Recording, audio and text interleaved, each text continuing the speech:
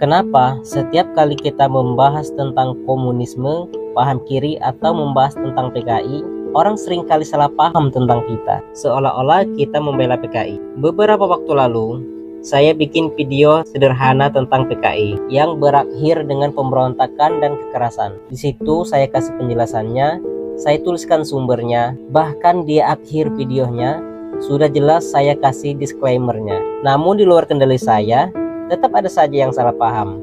Ada yang bilang saya membela PKI lah, memanipulasi orang awam lah, menuduh saya ingin menghapuskan sejarah kelam tentang PKI lah. Bahkan ada juga yang bilang saya anteknya PKI. Kenapa reaksi ini bisa muncul? Secara psikologis, ada beberapa kemungkinan yang membuat mereka salah paham ketika kita membahas tentang PKI. Yang pertama, trauma masa lalu. Sejak peristiwa Madiun dan G30S, PKI telah melahirkan luka sejarah bagi bangsa.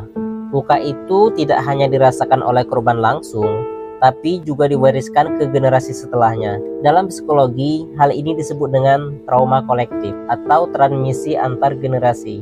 Artinya, ketakutan dan kebencian itu bisa diwariskan lewat cerita keluarga, pendidikan, maupun narasi propaganda politik. Sehingga setiap kali mendengar kata PKI, memori luka sejarah itu langsung muncul menjadi trauma. Yang kedua, asosiasi negatif. Selama puluhan tahun, PKI selalu dikaitkan dengan kekerasan, pengkhianatan, dan pembunuhan.